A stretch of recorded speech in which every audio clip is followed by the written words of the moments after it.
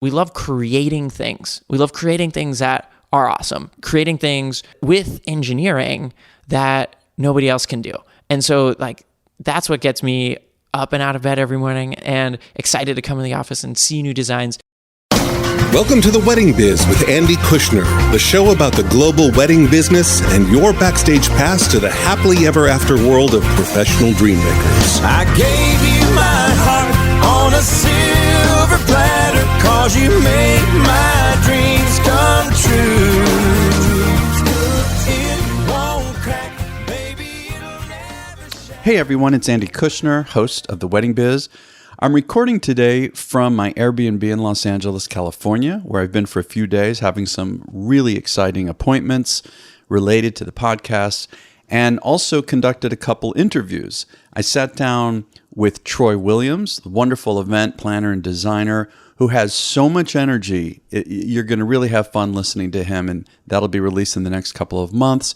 I also sat down with Mindy Weiss, and Mindy and I got into a lot of different topics and really had a good time. I can't wait to release that episode, and that'll also be in the next 2 or 3 months. So I met Wombi Rose, our guest on today's show, at the Engage 17 Luxury Wedding Summit at the Ritz-Carlton in the Grand Cayman, where he spoke.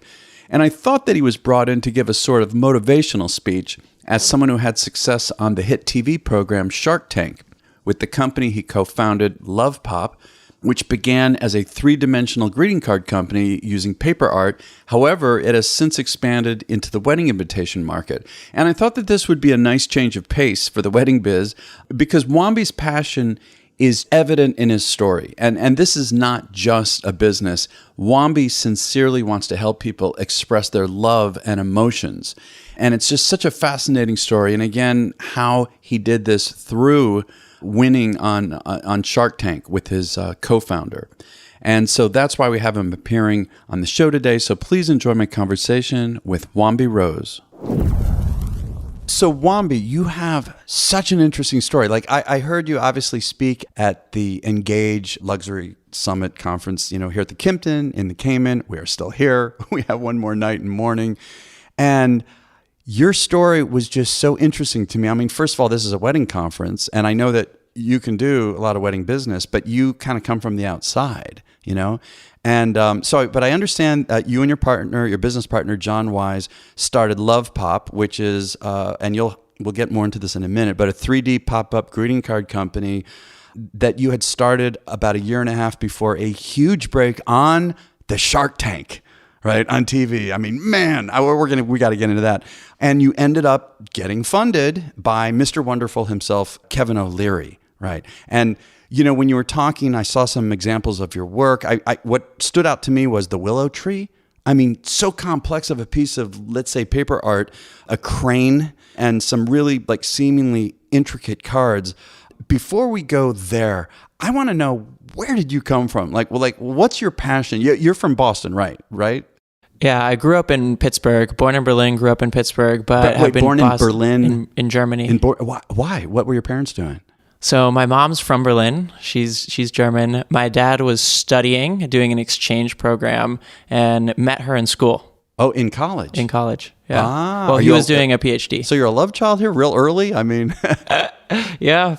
I don't know exactly the story, but no, they got married. And then half of my family is still in Germany. Oh. And the other half's in the U.S. Wow, interesting. So, how did you end up in the U.S. then? So my dad got a job with a Presbyterian hospital in Pittsburgh. So that's why we moved over there. Oh, I see. Okay, to Boston. So, growing up, I mean, did you have a thing for greeting cards and paper art? I mean, what was your thing growing up? So growing up, I kind of had a lot of different interests, but I really enjoyed making art. I really enjoyed making sculptures and paintings, gifts for family, costumes. But at the same time, I really enjoyed math and science. And so I knew that when I went off to college, I wanted to do something engineering related. Okay. And so that was me. I was looking at different schools and came across this place on Long Island, which is just this amazing school. It's called Webb Institute. It's a school for naval architecture and marine engineering. And they're in one of the old Pratt family estates on Long Island Sound. Okay. I think it's been filmed as Wayne Manor in one of the Batman movies and the latest like Batman show, but it's just this incredible place. And my class was 18 people. So when I discovered it, it was just, I don't care what they're going to teach me. I have to go here. Oh, that's interesting. So you have this like whole thing for learning and, you know, and being in that kind of an environment. You were excited by that. I was excited by the family environment that they had there because it was, I'd gone and looked at so many schools and every place was the same. It was, all right, sign up for the activity fair. And then do you want to do ultimate Frisbee? Do you want to do the car making club? And then you went to Webb and it was like, yeah, do whatever you want. We have 100 people and we have the hardest engineering program in the country. Come here and you'll learn how to design anything, because when you design a ship, it's like a floating city. So every kind of engineering system, thermo, structures, mechanical, controls, you name it, it's all part of a ship. You know, it's so rare to me these days to hear someone talk about their love for like that kind of a thing, a school and the philosophy of the school and going for that. You know, it's funny when you said that, I immediately thought back. Back in the early 70s, I went to this school called Independent Day School, and there was no like class structure. There was the math teacher, there's the English teacher, and you would go to whoever you felt like in the moment, and they had assignments, but you would just do it when you felt like it. Tests were when you felt like it.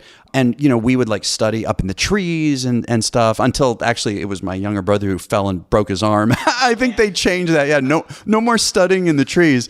But it was like this free-spirited kind of real 70s kind of a vibe, you know? And so for what you're talking about, that just is so unusual nowadays or back when you were in college. Yeah, you know? And I think it's all about, you learn by doing.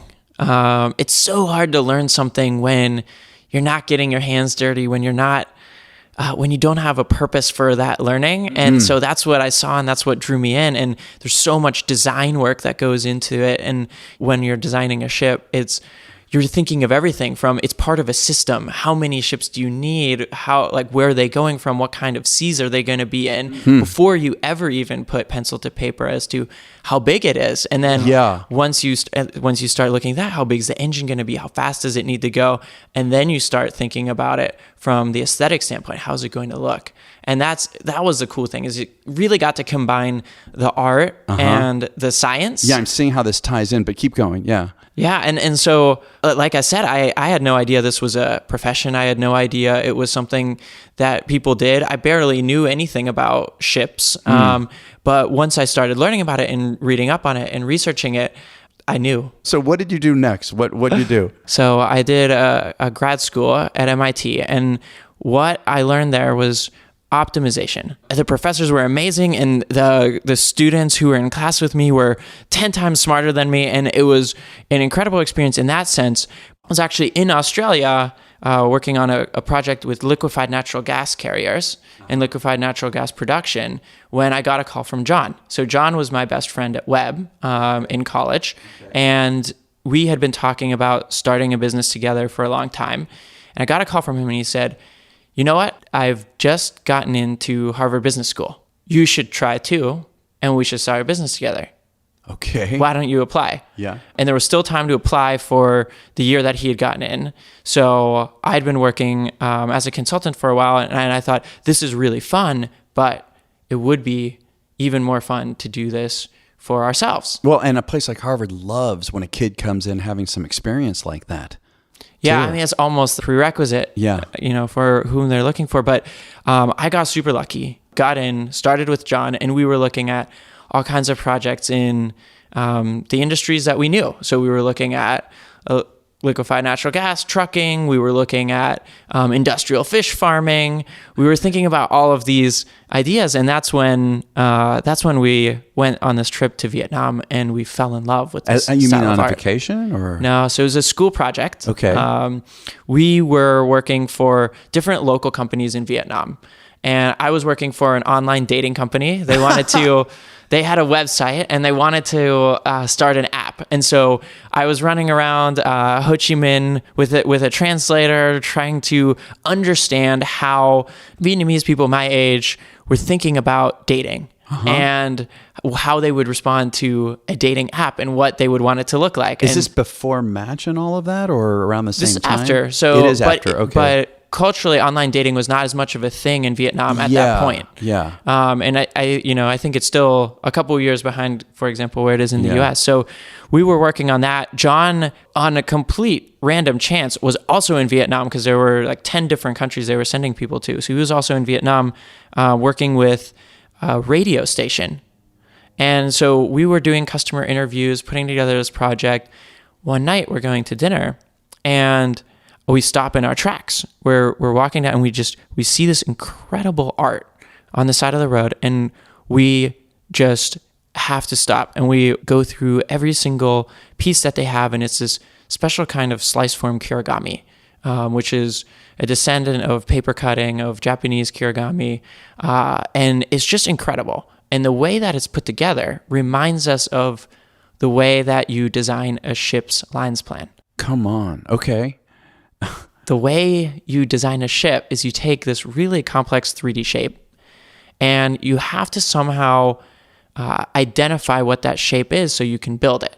So the way you do it is you slice it up into planes, and where those planes intersect the hull, you draw a line, and you draw it from 3 different angles, from the front, from the side, and from the top. And so from those different views, you can reconstruct any 3D shape. Okay. And so when we looked at this style, which is very much based on this lattice structure, we immediately just thought back to the lines plans we had done and thought, we can make anything. Okay. And we were not thinking about starting a business with it. We were just thinking, this is super cool, and how have we never seen anything like this before? So one thing led to another, and we came back, we shared it with our friends and family, and it was just such a spectacular reaction. Everybody has somebody special in their life that they want to share their care for. Okay. And that's what we were using this art for.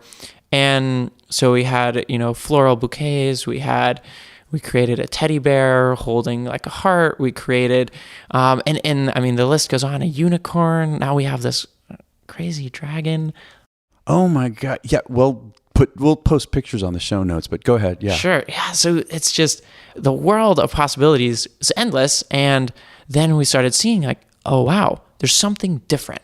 And you saw it in the talk, but like, we were not consumer people. We didn't know anything about consumer products. All we knew was that we had never seen this kind of excitement for a product before. You're saying from the stuff that you did make, people seeing it and how they responded to it. Yeah. The energy was tangible. We would go to a market and all of the tents would have 1 or 2 people in them, and ours would have a line. Interesting. To see this. Wow. Yeah. And so we started just taking it to markets, and we started designing and started figuring out production and manufacturing.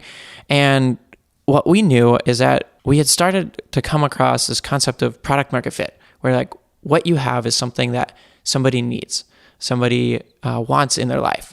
And I don't know anything about consumer products, but I knew I'd never been to a store and seen someone like take a t-shirt off the rack and say like, oh my God, look at this. Like, go over here, there's check it out. There's the whole emotional element, which takes it to another level.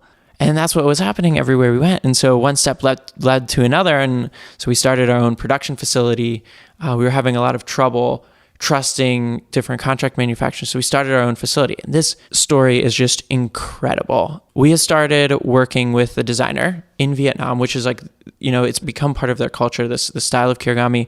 And he was in love. He's made like 500 different designs, and he was just incredibly talented. And so he was in his 4th year of a 5-year architecture program. Okay. In Ho Chi Minh City. Yeah. So he's 6 months away from graduating, and John is over there, and we can't get the right colors. We can't get anyone to tell us where they're producing. We can't get the turnaround times. And so we're just like, what are we going to do? Like, this isn't going to work. And John one day is having coffee with Bao, and he says, hey, you think you could start a production facility with us? And Bao came to the US recently. He told this story from his perspective. And he says, what I said was, of course, we can start it tomorrow. Uh-huh.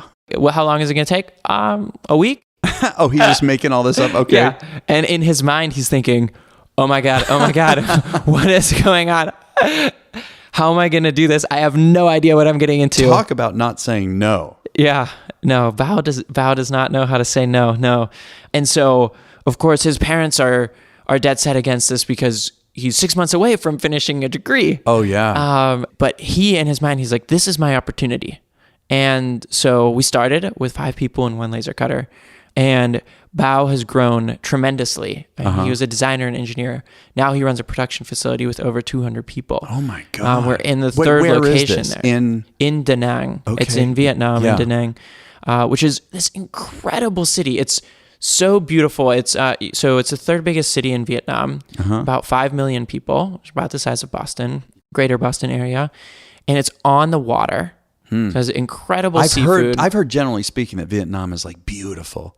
It's beautiful. The people are amazing. It's incredible just how hardworking, how artistic, how dedicated they are. And so he's built this incredible team. And the last time I was there, I always thought there were things that he was doing that were really interesting from a cultural perspective.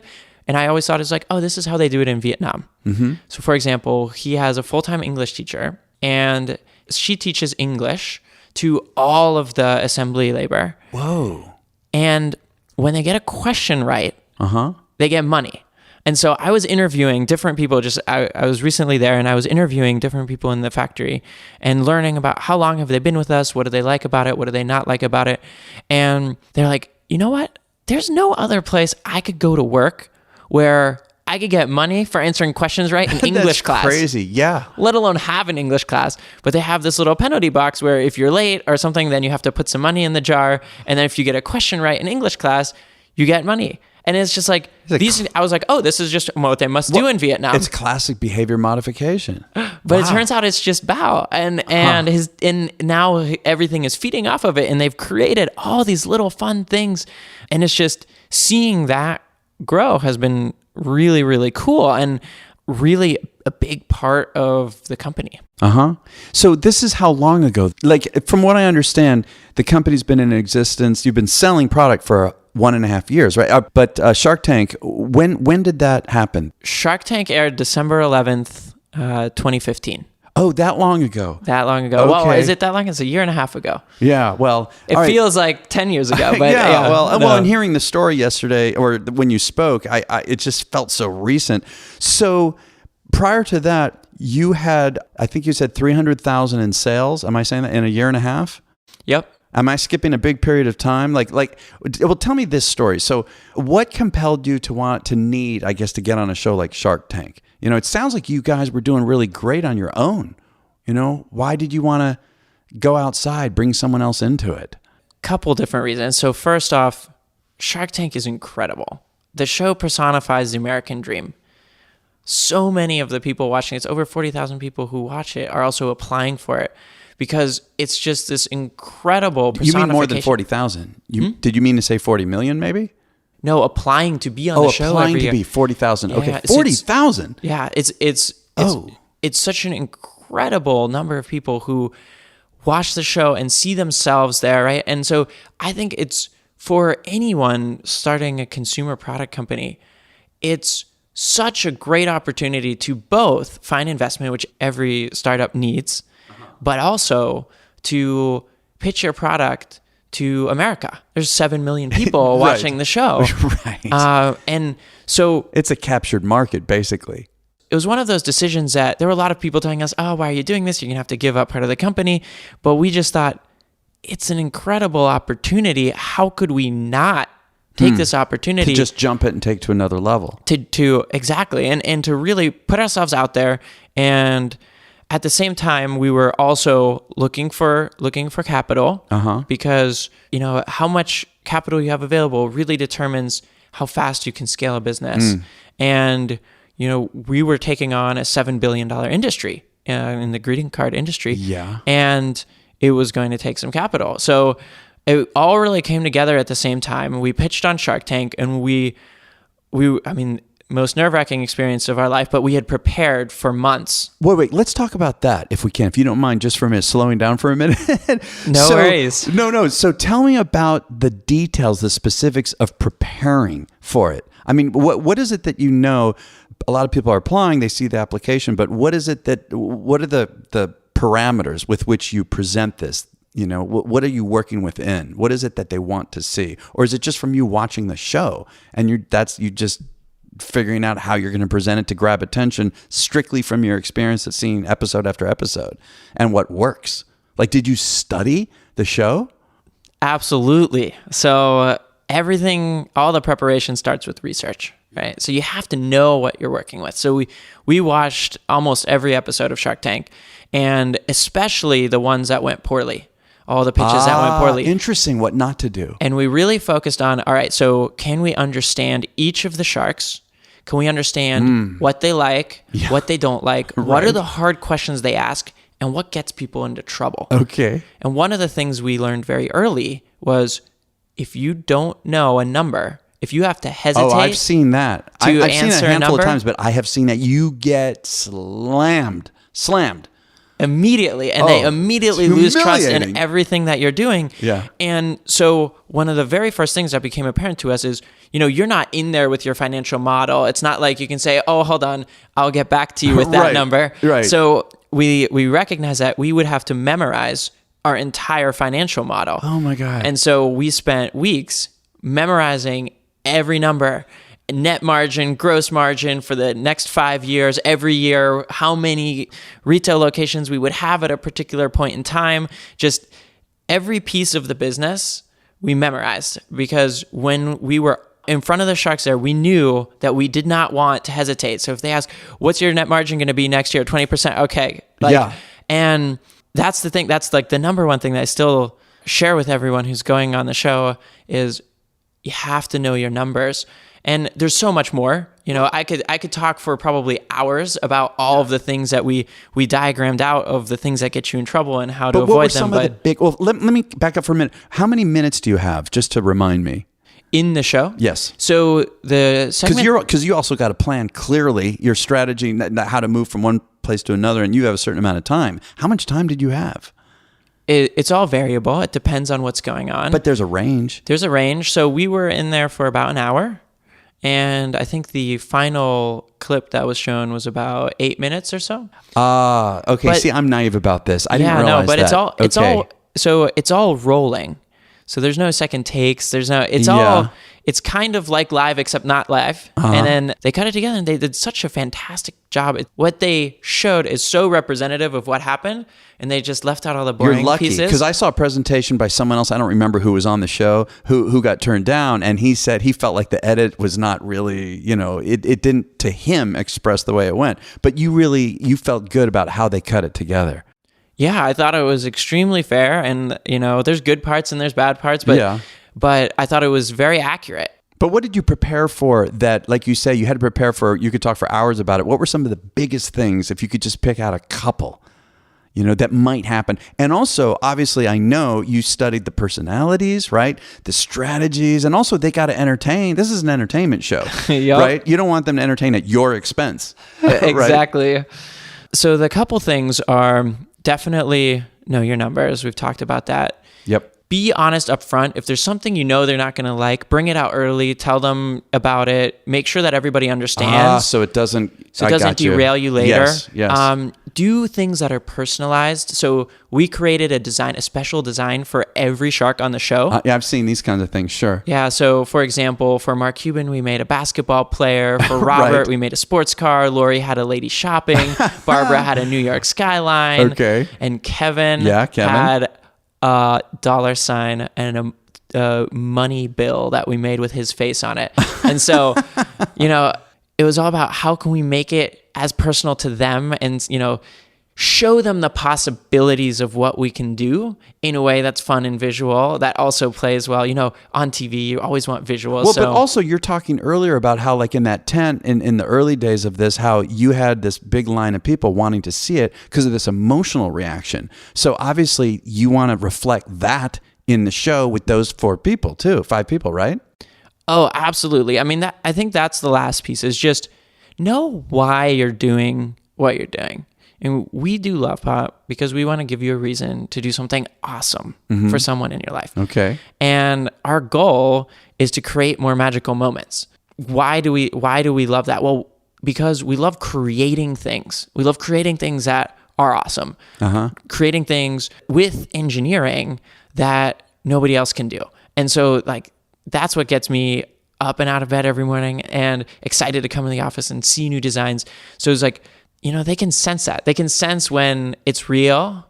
And so you want to make sure that you know why you're doing this business. And I've seen that happen many times where you got someone, they've got a great idea, but they don't have a real passion behind it. It's just a good idea on paper. Sure. And so I think that's the other, is, you know, if it's not the thing you love doing, it's going to be so hard. Yeah.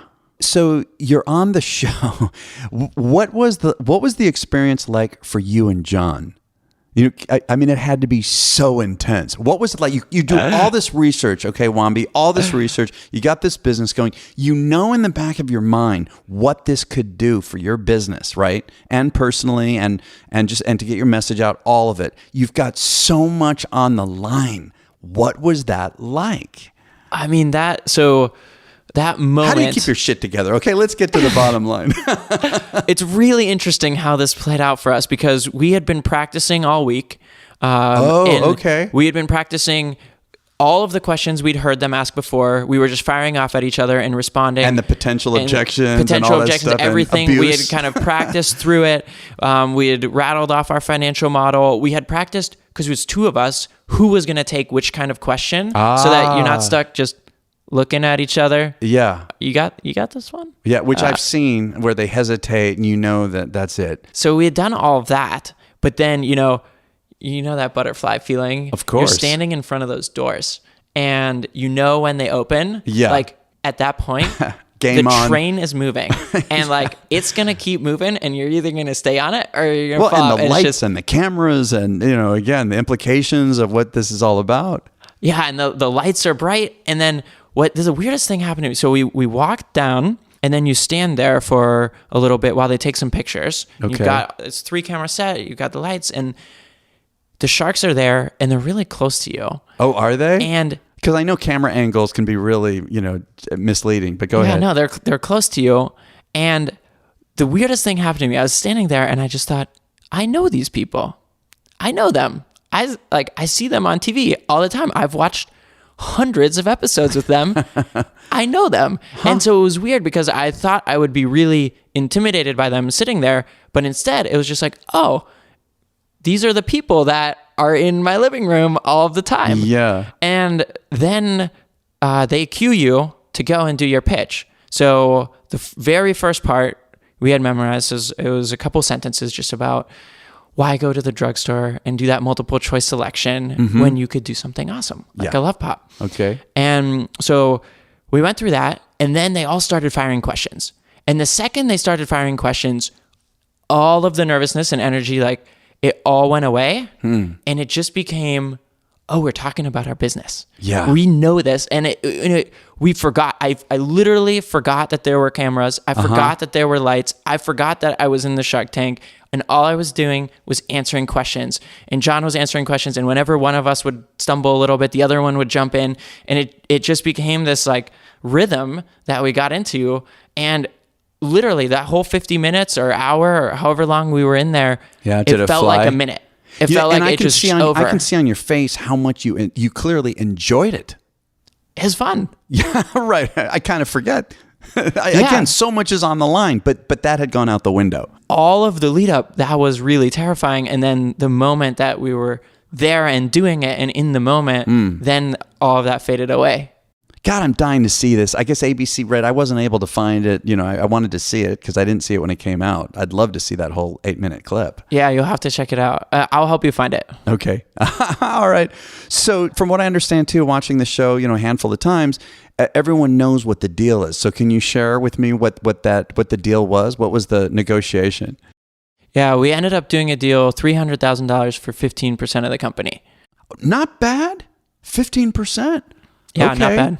No, it's not. Was there, I mean, obviously those who saw the clip know the story. When I see it, I'll see it. But was there some negotiation back and forth? I mean, how did that go? Did other people on the show also make you an offer? How did that go? Or was it just Kevin? What happened was, again, another point in prep is we knew coming in exactly what we were going to accept for a deal. Mm-hmm. We knew that if we got something that was no more than 15% of the company, we were going to be good with that deal. Okay. And we came in asking for $300,000, and you have to maintain the amount of capital that you're asking. So that was kind of a fixed. And so everybody kind of went out. So it was Lori went out, Mark went out, Barbara went out. So we're sitting there and we're like, oh no, is there nobody left? Yeah. We've just got Robert and Kevin left. Is anyone going to take this deal? Yeah. And because everyone had been so excited about it, but then, for different reasons, they all went out. Yeah, and so, I see that too. I see that. They'll be so excited. You think, oh man, it's going to happen. And then for some reason, they're gone. They're out. Yeah. Wow. All right. So you're down to 2 people. We're down to 2. It's just Robert and Kevin. And then Robert comes in and makes us an offer. And he makes us an offer, I think it was at 20% for the $300,000. And we're like, all right, great. And then Kevin comes in with an offer, same offer. And at that point, we'd done all this research, and we really didn't expect that Kevin would ever go in for this. You didn't, because don't you go into it also thinking, let's say best case they all want it, who do we want to work with? Let's just say everything set aside is the same deal from each person. Who do we want to work with? Right? You must have thought about that too. We had thought about that, and so Kevin's offer kind of came out of left field, but then Kevin really pitched himself. And he really pitched, you know what? I'm in the wedding industry. I love it. I'm in Boston. It's going to be way easier for us to catch up. You should work with me. And by the way, here are the other companies that I've worked with in the wedding space that are part of the portfolio. Something Wonderful platform. You should join. That's pretty compelling. And Robert said, I went on a cruise to Boston, and so what? And we said, all right, here we go. We've got this guy who's really like putting himself out there and pitching to us why we should join his team. And that's why we decided to end up going for Kevin. And they both ended up making the offer for 15%. So they both came down from the 20 to the 15. And we looked at each other and we're just like, it's kind of a no-brainer. Yeah. We're going to go with Kevin here. This guy put himself out there for it. And we could not be happier. A guy's fantastic. Mm-hmm. And he's got this persona on the show, really tough love. And he's definitely the tough love kind of guy, but he's also a photographer and really artistic, and he plays guitar, and he's, quite a family man. And like when you see him in other elements, it's just like, wow, this is actually the nicest guy. Yeah. And he's been incredible in terms of an investor. And there's a couple things that we have other investors as well. There's a couple of things that I think are really important from investors. They know when to get involved, and they know when to leave it to the operator. Yeah. And they know how to help give strategic advice without dictating your strategy. Yeah. I was curious about, what happens after the show. How much involvement does he have, and what is it? But go ahead. Yeah. They help you find other investors and bring more investors into the fold. They do follow-on investment for your future rounds. Then they help you with different pieces. Kevin, it happens to be with marketing. Some of our other investors, it happens to be with hiring. But Kevin's been fantastic at all of those. He helped us figure out a strategy to work on our wedding product. And we designed this test, and I talked about the test. We put up a landing page during the airing of Shark Tank, and we got so much interest that we were like, oh man, there's product market fit here too in the wedding space. And that's how we got rolling on the whole initiative to start building our own wedding invitations. He helps, he got us on QVC and The View, made the connections. I saw those clips. I mean, my God, QVC? I mean, The View too, yeah, but QVC, woo. It's awesome. And he put us in touch with the folks at Billboard Music Awards. Yeah, tell that story. You told it at the conference, and I loved it. Can you tell the story of what happened and, what your involvement in the show was? Yeah, so I'm talking to Kevin, and he says, you know what? I know this guy over at Billboard Music Awards, Mike Mann, who runs Dick Clark Productions. Uh-huh. Would you be interested in chatting with him? So I'm out in LA. I have a really quick meeting with Mike Mann, who says, you know what? I have a challenge for you. Do you think you could create something unique for one of our award shows, the Billboard Music Awards. Could you do something where, Jeez, come on. instead of envelope, please, Yeah. could we do like a love pop? And my God. at first I was like, yeah, I don't know. I You don't know. said, It's I like- don't know? I thought you'd be saying, sure. Yeah. And, there's always that tension, right? Do you say yes to everything or do you focus on the things that true. you're set up to do? Yeah. And so I said, I don't know, but I'll tell you what. I'm going to go back. I'm going to work with my designers. And we're going to see. We're going to see if there's something here. And he says, whatever it takes, blow it out. Whatever you do normally, 10x. My God. Figure it out. And so we went back and we started concepting some designs. We concepted out a Drake card. We just thought like, hey, you know what? Drake's doing really well. We're going to just try and make a Drake card. Okay. So we created this Drake card and we sent it to Mike Mann, and he shared it with Mark Bracco, who runs a show, the Billboard Music Awards, and they were super excited about it. And all of a sudden we find ourselves like, oh, we got to do like 25 different artists, and can we get it all done on this time frame? And that's the point where we said, yes. All right, we are going to do this, and we committed the design resources, and it was a lot of design resources. But ultimately, we're there on May 21st in Las Vegas, watching our cards get used My God. for Drake, for Blake Shelton, and then this was a great one, BTS, a K-pop band that had won the Top Social Artist Award, and they had just taken over the stadium, taken over everything on social media, and their fans just went absolutely crazy. Wow. And so somehow this one chance meeting in LA turned into this project where we got to create these really fun kind of fan art style 3D paper art cards for the winner announcement at the Billboard Music Awards, and just real serendipity, but ultimately it came back to Kevin's connection. And so I couldn't ask for more from an investor. Sure. Wow. What an incredible story. And then you were telling me a little earlier today about an experience with Tim Ferriss, who, very popular podcaster. He mostly interviews. I remember how he says that he deconstructs world-class, what other athletes, business people, whatever, and how do they do what they do, become world champions, the best in the world. And what was the story? He reached out to you or something?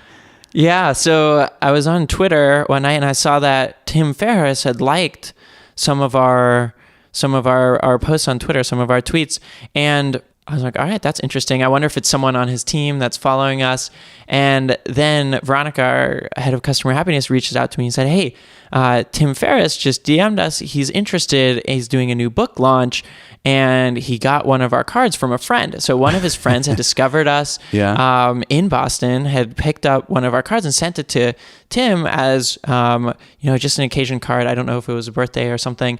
And so Tim had it on his desk, and he was just releasing Tools of Titan, Tools right? of Titans, Yep. and was doing a book launch, and he said, you know what, can I get some love pops? Can I get a rocket ship for this book launch? And so all of a sudden I was traveling in San Francisco at the time, was driving down in a cab down to Palo Alto, and all of a sudden I'm on the phone with Tim Ferriss and coordinating how are we going to get him cards for the book launch. Were you aware of the reach that he has when you heard about this? So I've been a fan of Tim Ferriss for a while, and I read a couple of his books, but I didn't really know much about his podcast and the reach of the podcast. But no, it was just really cool, and it's these serendipitous things just keep happening, and it's incredible. That is awesome. So also you've got like a charitable project going on, right? It's the Possible Project. Can you tell me about that? Possible Project is amazing. So early on, when we were just starting the business, and there was almost nothing. Lovepop was 3 people, and John kept disappearing. John, my partner, John, who started the business with, he kept disappearing, and at some point I started asking him, like, what are you doing? Like, you're just gone for afternoons at a time. What are you up to? And he said, you know what? I'm at this place called the Possible Project. And we met them at one of the markets we were selling. And they have this after-school program for kids who wouldn't normally go to college in areas that are underserved by education in general. And what they do is they do this after-school program where they teach kids creative entrepreneurship. And through creative entrepreneurship... And can you define that? So a lot of what they do is teach you how to think about a product, something that people might need. And then how do I prototype that product? How do I test it in the market? And then how do I create, say, an Etsy store or some way for me to market the product? And so they'll do all of those kinds of skills, including the prototyping. They have laser cutters. They have all kinds of different, they teach 3D software, and that's how we got involved with it. But they go through that process. They have pitch panels, and so we go and we're judges and help them think through what ideas make sense, what don't make sense, and how to build their little businesses. But the whole point is through that, you learn how to work, you learn how to learn, you learn all these life skills that are really valuable. And so 93% of the students from this program end up going to college. Wow, and that's a great success rate. It's incredible. It's incredible. And Mark and Becky Levin, who started it, are really pioneering. And Becky, this is her passion, and she just loves the kids so much and doing this. But we got involved with it, and so we started teaching how to design in 3D software. So John was doing these classes. And so then naturally it was, hey, we have a project. We make 3D laser cut cards. Yeah. Can we teach the students how to make 3D laser cut cards? Wow. And so John started putting together a program, and we started teaching. And so at this point, we've done 4 classes of students who go through the program. And at the end, there's a design contest. Okay. And so they'll design it, and they'll come up with the craziest things. Like one time, a globe one. Today we launched video game controller, which was one of the students' projects 2 classes ago. Yeah. And so he created this game controller, and then we launch it. And as a high school student, you have a product that you've designed that's out in the world, that's selling. And for every unit that we sell, we donate $1 back to the Possible Project, half of which goes to the student. And so there's students who are like in high school still, who are from like this underserved background, who are making money from the designs that they've put their entire semester's worth of labor into, of creating something that's special to them, and their stories are incredible, and they're all up on the website. You should definitely check them out. Just some really incredible stories. But what we learned from doing this is there's more to life and there's more to business than just growing. It comes back to, why do you do what you do? And there's so much energy that not just us, everybody in the company gets out of the things like that we do, and the places where we can take, what we're really good at and use it to help people who need that particular piece. And in this case, it's such a perfect partnership. And, I've talked about focus a tiny bit. It's so important. So we focus on this program because it's so aligned with what we believe in. And, half the company is engineers. We believe in engineering. We believe in kind of an engineering education. We believe the doors that it unlocks for you and the opportunities it creates. We also believe in the artistic, and we believe in the visual and how to create things that you love and that other people are going to love. And so it's this perfect blend with them where we get to apply what we love and what we know to something that's going to be helpful for them. That's wonderful. We'll put that in the show notes too, so people can find that. Also, earlier I noticed you said it a couple times, and it just hit me. Instead of customer service, you call it customer happiness. How'd that come to be? Man, I'm not sure how we ended up doing that, but it's just been core to the company since we started. This whole concept of this 3D pop-up, somehow it just fits so perfectly. But So, and you've met Veronica, who runs our customer happiness team, and she joined us as a marketer originally. And then when Shark Tank happened, all of a sudden we had tens of thousands of emails. And my God, we had 10 people on the phone all night, and we still had voicemails. It took us a week to get back to everybody on, and we realized, oh man, we're at a scale. We need a team. We need a customer happiness team. And so we started putting out the job description. We started interviewing people, and Veronica, of course, was super involved in all those conversations. And then she started interviewing people, and eventually she came to us. She's just like, we're not going to hire any of those people to do this. I'm going to do this. And that's the kind of passion that you need in that team. And so, yeah, she came to us and she's like, I want to take this on. And so she created the customer happiness team and started hiring people who have that mindset of, and she has this special ability. It's like a magical ability where the angriest customer, she can get on the phone with them. Yeah. And all of a sudden, she's been talking to them for an hour and a half, and they're best friends, and she knows all their pets and kids' names and where they all went to school and what they're doing. And somehow she'll take any angry customer and turn them into a brand advocate. And we do it by like whatever it takes. Yeah. Whatever it takes. We want to make sure our customers are happy. And it's all about relationships, because what we do, you use this to tell somebody that you care about them. But the timing matters, shipping matters, all these different details really matter, and you have to get it right. And you're never going to get it right 100% of the time. Yeah. But you have to do everything you possibly can, and people have to know how committed and dedicated you are to that ideal.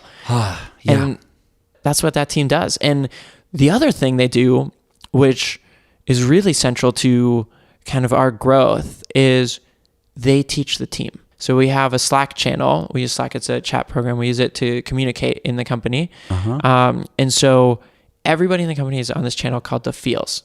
And It's called the what? The Feels. Okay. Oh, the feels. The Feels. Okay. And every day we get these touching stories that our customers tell us. And they also tell us all the things that we've done wrong, anything where there's been a problem. And so they communicate to the entire company like, hey, this is what we're hearing, so that we can then go solve those problems. And so they're really our front line to the customer. And they're constantly having those conversations. And we have the same thing in our retail locations. We have brand ambassadors who have the exact same role.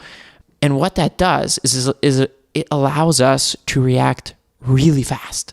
Because the second that we hear it from the first customer, everyone in the company knows. Wow. And at the same time, we're all inspired every day by these stories. Like, I'll just pick one that we got recently, which just brings me to tears, is this lady, Ruth, emailed us and told us about how she's been buying Lovepop and giving it to her dad, who has dementia and is in the hospital.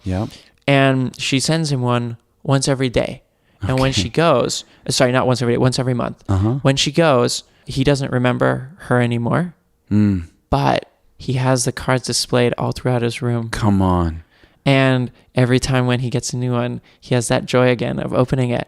And it's those kinds of stories, and we get those stories every day, and they come from our customers, and they give everyone the energy to work that little bit harder, to create that new design, to work through that really, terrible shipping process It brings the whole human element into it, right? And that's the most moving thing of all. Yeah, and that's been one of the really incredible things to see here at Engage. It's just how everyone in this industry really embraces that mindset and has that same mindset. And it's really refreshing, because it's not everywhere. It's not everywhere in the world. And a lot of places in the world don't have that relationship-minded philosophy. They don't have that idea that, it's up to us to create those magical moments, up to us to make the world what we want it to be, and that we have to think in color, and that we have to really think about the other people around us, and how, and this is one thing that just I don't know, I just came to me, but that I think about a lot is, when that thing is on the tip of your tongue that is critical, but it doesn't have a purpose, and it's not going to be a positive change. How you just like hold that in and just like, all right, that's not why I'm here. Let me figure out how to be constructive. Let me figure out how to be positive. So few people have that philosophy, and it's just, how do we spread that philosophy out into the world?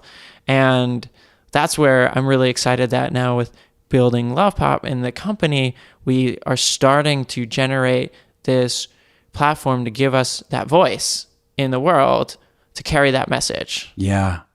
Well, wow, Wombi, I mean, what a story. I love your passion and, what's driving you, which is not just making a buck, but, really making a difference in people's lives. How can people best learn more about what you and John are doing, about the company, and, if they want to purchase it, what's the best way to learn more about your company and how to purchase the cards? It's really easy. Lovepop.com. Okay. Go to the website. Check it out. There's, we're adding a design every week. Every week we launch a new design. So that's super fun. Get on the email list. We send out an email once every Wednesday. Cool. It features kind of what we've done this week. It was a game controller a couple weeks ago. We did a Beatles launch. We did the Yellow Submarine at Abbey Road. Yeah, the 50th anniversary. 50th anniversary. Sergeant Pepper. Sergeant Pepper. We're you gonna do it's like in you the gonna works. Do is it? Yeah. Do you have to get licensing for that? I mean, to have that's a license with the Beatles. Yeah. So we're always launching new designs, and then as I mentioned earlier this week, we are just starting this wedding invitation platform. So if you go to the site and check out the weddings section, you can go through the flow, tell us about your story, and we come up with a custom wedding invitation. Okay, so it's not just different types of packages. It's customized. Obviously, it's real wedding invitation. It's customized for each couple. Yeah. Wow. We want to tell the story. I mean, everything is becoming, and everything we do, it's an experience. We don't sell a product. It sure is. We sell an experience. Yes. When you open a Lovepop, you have that magical moment. And, even, I've opened hundreds of new designs at this point. And yet every time I get a new one, I'm just like, oh my God, look at this one. When you walked in here to put you on the microphone, you came and you showed me, and I saw in your eyes and your voice, you were like, man, look at this. And I'm thinking like, wow, he's doing this every day. I mean, and you're so excited. It's awesome. Like, see, I was showing you the owl and the crane. Yes. And so it's just, it's not about the thing. It's about the feeling, and it's about the meaning, and it's about the shared connection between you and the person that you're giving it to. And it's about the moment. In the case of a wedding invitation, it's not an invitation. It's actually this miniature celebration that you can imagine yourself in. You can imagine all the people around you, and you can take that paper art and draw the whole scene. And so that's really what we're striving to create. And that's why, always coming up with something new, some new design, some new angle on it is what makes it so fun. I'm just imagining myself, if I was in that position, that I get to be a part of the creation of such an expression. I mean, wow. I think you're going to do really well. Clearly, the entire company, and also with the wedding side of it. I think, you're onto something, man. It's great. Man, thanks, Wombi. What a great story. So inspiring. So thank you for sharing so much of yourself on this. I appreciate it. Oh, and thank you so much. I really loved hearing your story and how you got into doing this podcast. It's just incredible. And it's just inspiring to see how the different experiences that you've had in your life, and all of the people that I'm meeting here and everyone that I keep running into, how they take those inspirations and create something from it. Well, it does provide the ultimate satisfaction, doesn't it? And contentment. It really does. Well, thanks for saying that. Thanks, man. No, thank you. This has been The Wedding Biz with Andy Kushner. You can find us at theweddingbiz.com and on Instagram, Facebook, and Twitter at Wedding Biz Show. I gave you my heart. If you want to support the show, we'd be grateful if you shared it with colleagues, friends, and family. We'd also appreciate your review wherever you listen to podcasts. Thanks for listening. It'll never shatter, no matter what we go through. I gave my heart to you. I gave you my heart on a silver platter, 'cause you make my dreams come true. It won't crack, baby, it'll never shatter, no matter